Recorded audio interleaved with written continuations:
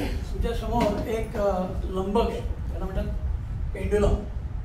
आणि या पेंड्युलमचा जो आंदोलनकाल आहे तो त्याच्या लांबीवरती अवलंबून असतो. लांबी जास्ती तर आंदोलनकाल जास्ती. तर तुम्हाला हे साधे साधे नियम लंबकाचे हे तुम्हाला शिकायला मिळतील पुस्तकातून. पण इथे मी तुम्हाला एक आगळा वेगळा प्रयोग दाखवतो आहे. त्यामध्ये हा मॅग्नेट आहे, त्याला मॅग्नेटिक पेंड्युलम म्हणतो मी.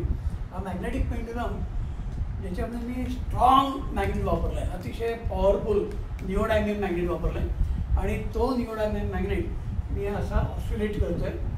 तर माझा हा जो लंबक आहे तो अगदी सहजपणे आंदोलन करते दिसते. आता मी ही ॲल्युमिनियम स्लॅब आहे, म्हणजे ॲल्युमिनियम हे चुंबकीय धातू नाही आहे, त्याला मॅग्नेटिक अट्रॅक्शन नसतं, मॅग्नेटचं त्याला आकर्षण नाही. याचं काय पॅरामॅग्नेटिक आहे. आणि हा पॅरामॅग्नेटिक असल्यामुळे याला काही मॅग्नेट चिकटत नाही. हा एक कॉन्सेप्ट लक्षात ठेवा.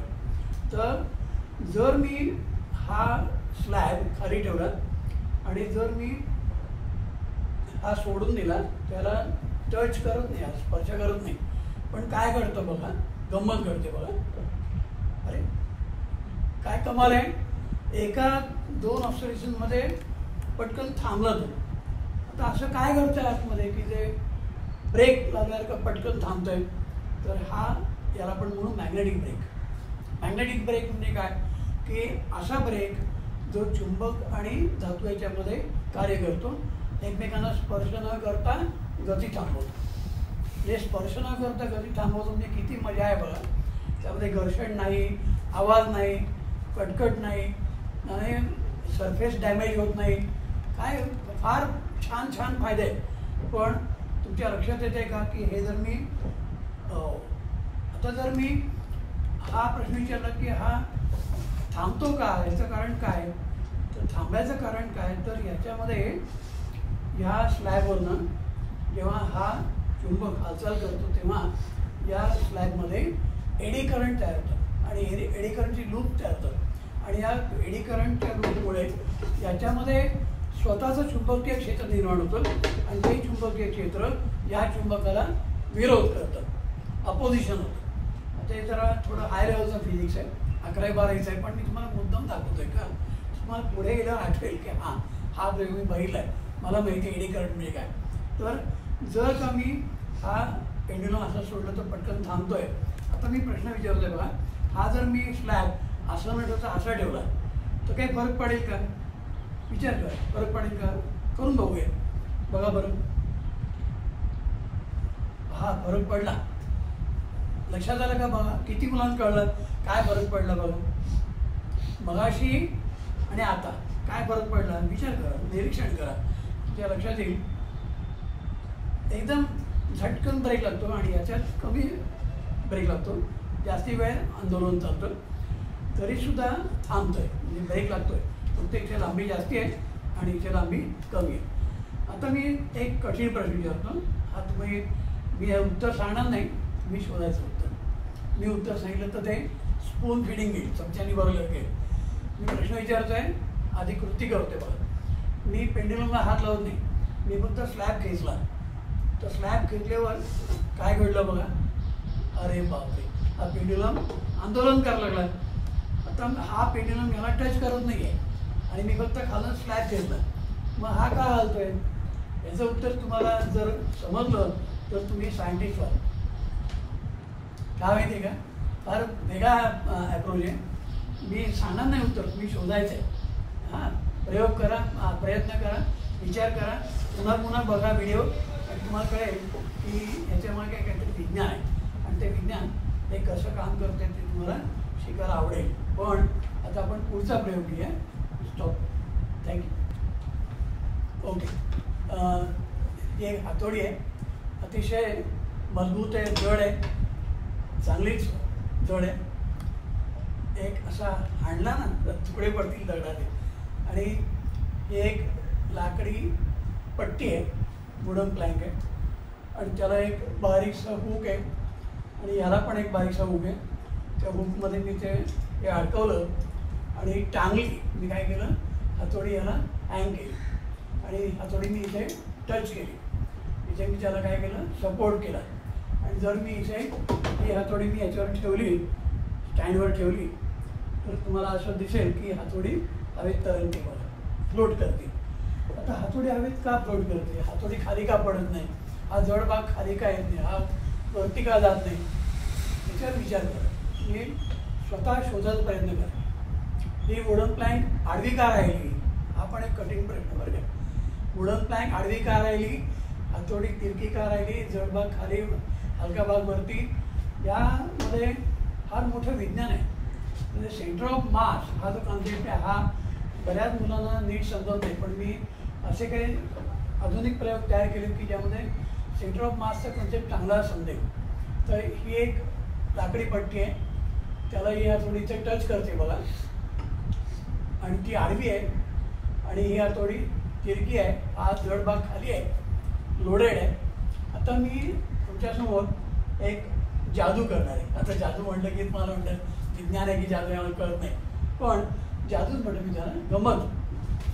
मी ही हातोडी 1 सेंटीमीटर या साईडला खेचणार आहे पट्टी. बघा मी काय केलं, ही पट्टी मी 1 सेंटीमीटर या बाजूला खेचली, किती 1 सेंटीमीटर अंदाज. आता मला असं दिसतं तरी पण ती पडत नाही आहे.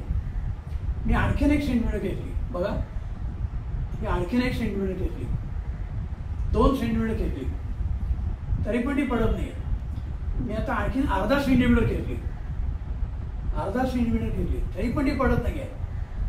जादू आहे ना, it is balancing by itself. आता मी इथे दाबलं तर ती आंदोलन करते बघा, किंवा ऑसिलेट करते, पण पडत नाही. आता विचार करा की हा काय चमत्कार आहे, हातोडी खाली का पडत नाही आहे, ही पट्टी सुटत का नाही आहे, ते एका ठिकाणी बॅलन्स का करते, हे जर तुम्हाला कळलं तर तुम्हाला विज्ञान शिकण्याचा आनंद मिळेल. यामध्ये एक नवीन आयडिया सांगतो तुम्हाला की या सपोर्टच्या खाली या संपूर्ण वस्तूचा गुरुत्वमध्ये आला तर ती बॅलन्स होते. हा एक त्याला म्हणतात प्लम लाईन. प्लम लाईन म्हणजे काय, ओळंब्याची रेषा. तर लोकांना ओळंबा म्हटलं की काहीतरी वेगळं वाटतं, पण मी असा एक ओळंबा दाखवतो तुम्हाला की हा बघा, हा पण एक ओळंबा आहे, प्लम लाईन आहे का, तर इथे धागा आणि काहीतरी जड वस्तू, बस प्लम लाईनचा कॉन्सेप्ट तुम्हाला कळला तर तुम्हाला माझा हा प्रयोग कळेल. आता मी तुम्हाला विचारलं की ही पट्टी आहे, हा हुक आहे, हे मी काढून टाकलं, हे बघा. आता मी फक्त हातोडी ठेवली आणि या हातोडीला एक फक्त इथे हुक आहे आणि तो मी असं लावून ठेवलं, इथे काय फरक पडत नाही. आणि असं विचारलं की या हातोडीचा गुरुत्वमध्ये कुठे सांगा. तर बरीचशी मुलं विचार करतात की गुरुत्वमध्ये कुठे आहे, तर इथे पण हातोडी बॅलन्स होते, इथे पण बॅलन्स होते, मग इथे पण होते बॅलन्स. गुरुत्वमध्ये इथे आहे का, नाही, इथे आहे का, नाही, इथे आहे का, असेल मध्ये असेल का, तर इकडे आणि इकडे दोन्हीकडे मास डिस्ट्रीब्युशन म्हणजे अंतर आणि मास याचे गुणाकार सारखे असतील तर तो गुरुत्वमध्ये येतो. आणि हे फार कठीण होतं समजायला. हातोडीचा गुरुत्वमध्ये शोधणं हे फार कठीण आहे, फार कठीण आहे. हातोडीचा गुरुत्वमध्ये कुठे आहे तर मला सांगता येईल की बा इथे मी अशी बोटावरती पकडली, इथे कुठे आहे बाबा, हा बघा आहे ना, दिसतं मग बोटावर माझ्या बॅलन्स होते की नाही, इथे कुठे गुरुत्वमध्ये आहे. पण हे एक्झॅक्ट तो पॉईंट कुठे आहे हे सांगणं कठीण आहे. त्याच्यासाठी मी एक सोपा प्रयोग केला आहे. काय केलं मी, ही हातोडीला मी फाशी दिली, टांगली, आणि अशी कल्पना करा की या धाग्यातनं मी खाली ओळंब्याची रेषा टाकली. ती ओळंब्याची रेषा कुठे येईल, इथे येईल, म्हणजे त्या ओळंब्याच्या रेषेत कुठेतरी गुरुत्वमध्ये आहे. Common sense. ओळंबा हा कॉन्सेप्ट पक्का लक्षात ठेवा. तर ह्या ठिकाणी तुम्हाला असं दिसतं आहे की ओळंब्याच्या रेषेवरती आतमध्ये कुठेतरी गुरुत्वमध्ये आहे, पण तो आतमध्ये तो कुठे शोधणार, त्याच्यासाठी माझी आयडिया बघा. मी एक पॉवरफुल मॅग्नेट घेतला, त्याला ही हातोडी मी टांगली. काय केलं, पॉवरफुल मॅग्नेटला हातोडी टांगली आणि मी एक ओळंबा घेतला आणि तो मी त्या पॉईंटपासून खाली सोडला. आता तुम्हाला दिसतोय ओळंबा कुठे गेला तो, तर तो ओळंबा या इथनं गेला, म्हणजे इथे याच्यावर कुठे गुरुत्वमध्ये आहे. पण आधीचा ओळंबा आणि आत्ताचा ओळंबा आणि हा तिसरा ओळंबा बघा, इथे आणखीन एक तुम्हाला ओळंबा टाकतोय मी आणि तो इथे जातोय. तर हे 3 ओळंबे एकमेकांना जिथे छेदतील तो गुरुत्वमध्य असं आपण म्हणू शकतो. अगदी सोपा कन्सेप्ट आहे. आणि मला असं दिसतंय की इथे कुठेतरी गुरुत्वमध्य आहे. मी काय केलं, त्या ठिकाणी मी भोक पाडलं आणि त्या भोकातून मी एक स्क्रूड्रायव्हर घातला आणि मी ती हातोडी बॅलन्स केली. किती सोपं आहे ना, अतिशय सोपं आहे. हातोडी बरोबर बॅलन्स झाली. याचं कारण काय, तर इकडे वस्तुमान MIRI, आता MIRI तुम्हाला कळणार नाही शाळेच्या मुलांना, पण वस्तुमान गुणिले अंतर आणि इकडचं वस्तू गुणिले अंतर. आता हे हलकं आहे, हे जड आहे, हलकं लांब आहे, जड जवळ आहे, हे तरी कळतं की नाही. आता जर मी हातोडीला गती दिली तर ती हातोडी गोल फिरते पण पडत नाही. आता विचार करा की हे गोल का फिरते, ती पडत का नाही आणि ती अगदी सहजपणे का फिरते, तर त्याच्या मागे गुरुत्वमध्य हा त्याचं कारण आहे.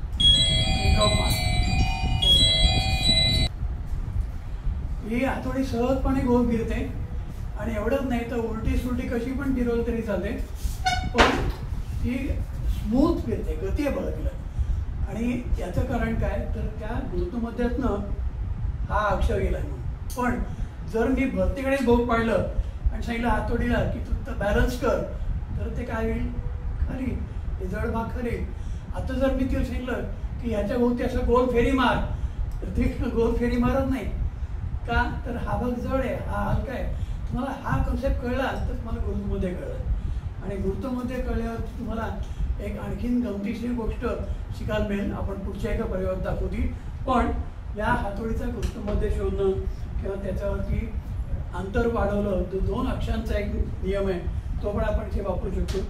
आता मी हा एक अक्ष धरला आणि हा एक अक्ष धरला तर 2 अक्षाभोवती हातोडी फिरताना MIRI स्क्वेअर हा प्रकार तुम्ही 11-12 शिकाल. मोमेंट ऑफ इनर्शिया वगैरे तुम्हाला तिथे शिकायला मिळेल. अँग्युलर मोमेंटम म्हणजे काय शिकायला मिळेल. पण सध्या आपण हा प्रयोग बाजूला ठेवूया. ओके, आतापर्यंत आपण DC मोटरवरती अनेक छोटे मोठे प्रयोग बघितले. पण आमचे एक मित्र डॉक्टर जयंत जोशी BRC मधले, त्यांनी एक जरा वेगळा मोठा ॲक्रेडिट बनवलं आणि त्याच्यावरती मी काही ॲडिशन्स केलेत आणि ते मी तुम्हाला दाखवते. ही एक रिंग आहे, कॉपर वायरचे कॉईल आहे. कॉपर वायरची कॉईल म्हणजे काय, त्या कॉईलचं एक टोक इकडे आणि एक टोक इकडे जोडलेलं आहे आणि आतमध्ये लाकूड आहे, मध्ये म्हणजे इन्सुलेशन आहे. म्हणजे हा आणि हा एकमेकांना टच करत नाही आहे. ॲक्सिस कॉमन आहे पण एकमेकांना टच करत नाही लक्षात ठेवा. आणि तर मग शॉर्ट सर्किट करेल ते, त्या शॉर्ट सर्किट नाही करत. मध्ये एक स्लीव घातली, ॲल्युमिनियमचे प्लास्टिकची नळी घातली, त्याच्या आतमध्ये 2 रॉड फिट केले. एक आयडिया, वेगळी आयडिया. यामध्ये ह्या संपूर्ण मेटलच्या रॉडवरचे थर काढून साफ केले, तिथे घासून केलं आणि इकडे मी त्यातला अर्धा भाग काळा आणि अर्धा पांढरा केला. म्हणजे त्यातनं अर्ध्या भागातनं करंट जातो आणि अर्ध्या भागातनं करंट जात नाही.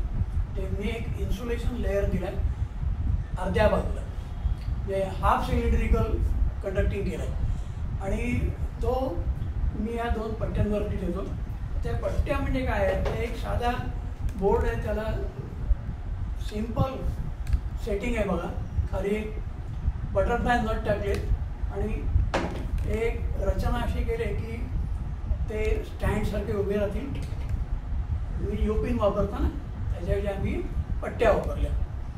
आणि हे मॅग्नेट, रिंग मॅग्नेट अतिशय पॉवरफुल आहेत. एवढे पॉवरफुल आहेत की आतमध्ये बोट अडकलं तर रक्त निघेल बोटात ना, एवढे पॉवरफुल आहेत. पण जर मी 2 मॅग्नेट वापरले आणि ते ठेवले खाली आणि आता मी या 2 पट्ट्यांना 16 व्होल्ट DC जोडला. आता 16 व्होल्ट DC पॉवर सप्लाय आणि त्याला शॉर्ट सर्किट प्रोटेक्शन केलेलं आहे आतमध्ये.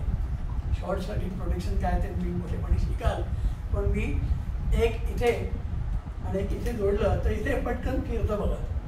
आता तुम्हाला चमत्कार वाटेल की हा फिरते कसं काय, तर हे बघा.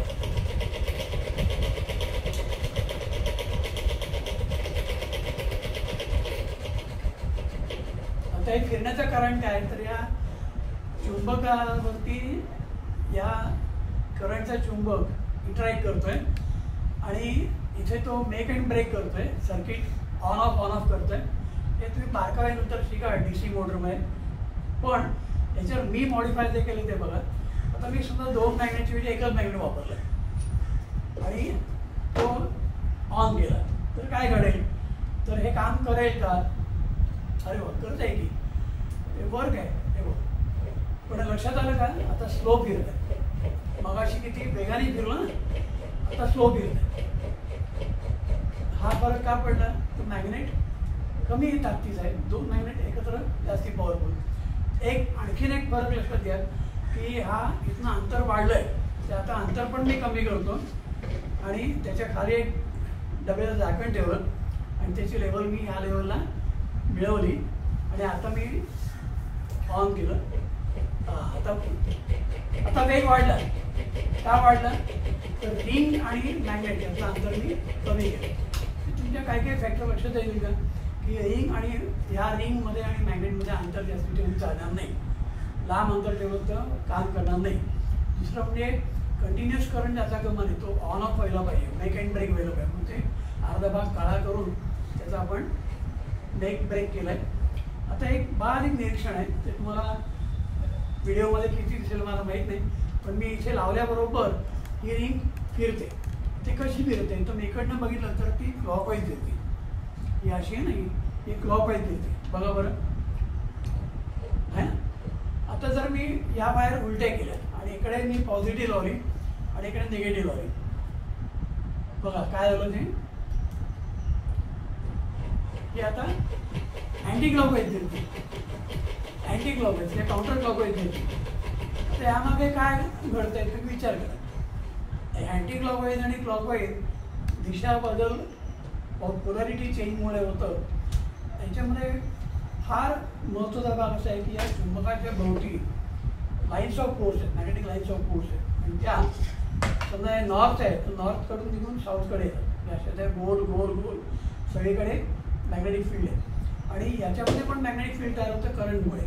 आणि हे मॅग्नेटिक फील्ड आणि हे मॅग्नेटिक फील्ड एकमेकांना अट्रॅक्ट आणि रिपेल करू शकेल. आणि जेव्हा इथे मेक अँड ब्रेक होईल, आता मी करंट पास केला नाही तर मग हे कॉईल फिरेल का, नाही फिरणार, थांबणार.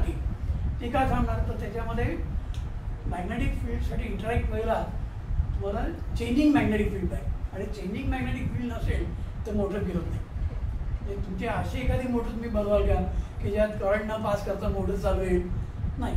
त्याला म्हणतात परपेच्युअल मोशन मशीन. ते कठीण आहे जरा. ओके, थांबूया.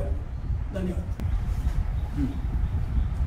हां, तुमच्या समोर एक LED आहे येलो कलरचा आणि तो एका नळकांड्याने घातला आहे आणि इथे एक बहिर्गोल भिंग आहे आणि त्या बहिर्गोल भिंगाची फोकल लेंथ ही अशी ॲडजस्ट केलेली आहे. भिंगा असं माउंट केलं आहे. बघा, तुमच्या लक्षात येते का, हे हा जे स्पॉट मिळतो ना, हा स्पॉट लांब, हा जेव्हा लांब नेला की बारीक बारीक होत आहे. बघा, हा बारीक बारीक होत आहे. आणि जर मी हा LED आत घातला तर तो मोठा मोठा होतो. हा मोठा का होत आहे आणि हा बारीक का होत आहे, त्या भिंगापासून ते अंतर आहे, त्या अंतरावरती ते डिपेंड आहे. आणि आता जर मी असं ॲडजस्ट केलं की ह्या डायमीटर एवढा याचा डायमीटर येईल, म्हणजे मी बघा आता मी काय केलं आहे, मी बरोबर असं माप घेतलं आहे की जेवढा याचा व्यास आहे तेवढा याचा पण व्यास आहे, असं मला दिसतं आहे. ओके. आणि आता जर मी हा स्पॉट वरती नेला, खाली नेला, इकडे नेला, तिकडे नेला, तर इथं लक्षात येईल की जर क्रिटिकल ॲडजस्टमेंट केली असेल बरोबर तर या स्पॉटचा डायमीटर बदलत नाही. डायमीटर हा हे बघा, हा आहे ना डायमीटर, आणि हा आता थोडा मोठा आला. याचं कारण काय, हा ॲडजस्ट झाला नाही अजून. आता बघा, आता डायमीटर बघा, आता तो आणखीन लांब आहे. आता जवळ आणला, आता लांब नेला, बघा जवळ आणला, लांब नेला, तरी डायमीटर बदलत नाही. याचं कारण काय, तर या भिंगातनं जे किरण जातात ते सर्व समांतर झाले, डिस्टन्स रिमेन्स सेम. आणि हा जो कॉन्सेप्ट आहे समांतर किरण बाहेर पडणं हा भिंगामधला फार महत्त्वाचा कन्सेप्ट आहे.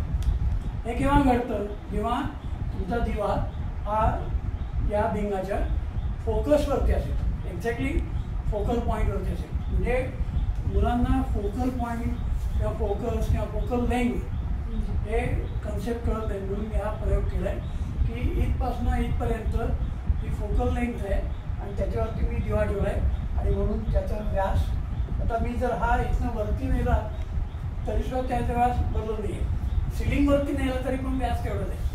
आणि मग जर का मी हा दिवा आत ढकलला तर त्याचा डायमीटर मोठा आला, हा बघा, हा मोठा आला बघा. आणि आता जर मी हा बाहेर घेतला तर आपल्याला काय मिळेल? बारीक मिळेल. आणि जर मी अगदी असा ठेवला तर बघा एकदम बारीक मिळेल. याचं कारण काय? त्याला म्हणतात कॉन्व्हर्जिंग बीम आणि मगाशी त्याला म्हणतात डायव्हर्जिंग बीम. तर डायव्हर्जिंग बीम म्हणजे काय, कॉन्व्हर्जिंग बीम म्हणजे काय, किंवा पॅरलल बीम म्हणजे काय, या संकल्पना फिजिक्समध्ये फार होती. ज्यांना ऑप्टिक्स शिकायचं आहे त्यांनी parallel beam, diverging beam, converging beam हे कन्सेप्ट चांगले समजून घ्या. आपल्या प्रयोगांचा हा एक फायदा असतो आपल्याला की ज्या गोष्टी री डायग्राममध्ये आपण दाखवता येत नाही पण प्रत्यक्षात 3 डायमेन्शनमध्ये आपण हे बघतोय की इथे तुम्हाला स्पॉट मिळतोय आणि स्पॉटचा साईज चेंज होत आहे अंतराप्रमाणे. जर मी ॲडजस्ट केलं तर हे बघा, तर लांब नेलं जवळ आणलं तरी स्पॉटचा साईज बदलत नाही, याचा अर्थ ते पॅरलल. आता दुसरा एक छोटा प्रयोग त्याच्यामध्ये ॲड केला मी, तो असा आहे की जर का आपण हे काढलं आणि त्याच्यावेळी मी हा सोर्स लावला ज्यामध्ये मी व्हाईट लाईट वापरला आहे, पांढरा, शुभ्र पांढरा प्रकाश. आणि हा पांढरा प्रकाश मी इथे वापरला आणि तुम्ही आत टाकलं तर मला स्पॉट मिळतोय बघा, दिसतं स्पॉट. आता हा स्पॉट कसा आहे? पांढरा आहे. आणि अगदी बारीक निरीक्षण केलं आज बारीक तर तुम्हाला असं दिसेल की या स्पॉटमध्ये कडेला कलर आहे, रंग आहे. आणि जर मी वरती मारलं तुम्हाला ते दिसतं क्लिअरली. आणि त्यामध्ये मला आता वरती तुम्हाला दाखवायचं काय आहे हे बघा, येईल का वरती टाक, सिलिंगवरती येतं का बघा. जरा ट्यूबलाईट ऑफ करा, पहिलं बटन ऑफ करा, दादा कळलं वरचं नीट बघा. वरती रिंग मिळते, कलर रिंग आहे, कलर. आणि कलर रिंग कशी आहे बघा, दुसरं बटन ऑफ करा, खालचं सेकंड, हां दिसते का? त्या रिंगमध्ये कलर आहेत बघा. ते कलर कुठे आहेत म्हणजे बाहेर रेड आहे आणि आतमध्ये येलो किंवा ब्ल्यू आहे बघा, दिसतंय का? स्पॉट ब्ल्यू आणि येलो दिसतंय, येलो ब्ल्यू रेड, रेड दिसतंय का? त्यातला रेड हा थोडा बाहेर आहे बघा, आउटर एकदा रेड आहे.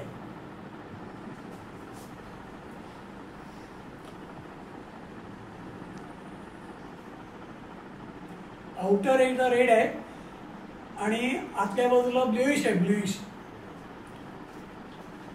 मग आता प्रश्न असा आहे की व्हाईट लाईटमधनं हे कलर कुठनं आले, हे कलर आले कुठनं? त्याचं उत्तर आहे की व्हाईट लाईटमध्ये अनेक वेवलेंथ फ्रिक्वेन्सी असतात आणि त्या या भिंगामुळे थोडं सेपरेशन होतं आहे. ते भिंगाच्या कडा या एक प्रिझमचं काम करत आहेत आणि त्या प्रिझमचं काम करताना असं दिसतं की रेडसाठी ही जी फोकल लेंथ आहे ती जास्ती असते आणि व्हायलेटसाठी कमी असते. याचं कारण काय तर रिफ्रॅक्टिव्ह इंडेक्स वेगळे आणि हे तुम्हाला बारकावे पुढे शिकायला मिळतील. आता हा स्पॉट तुम्हाला पांढरा वाटतोय कारण याचा इथे सगळ्या कलर मिक्स झाले पण ते तरी काळे तुम्हाला रेडिश दिसतं बघा कडेला. तर रेडिश का दिसतं तर एक क्रोमॅटिक ॲबरेशन आहे. क्रोमॅटिक ॲबरेशन 11-12 तुम्ही शिकाल किंवा डिग्री कॉलेज शिकाल पण तुम्हाला काही संकल्पना तुम्हाला या इथे दाखवायचा प्रयत्न करतोय. Okay, thank you, bye.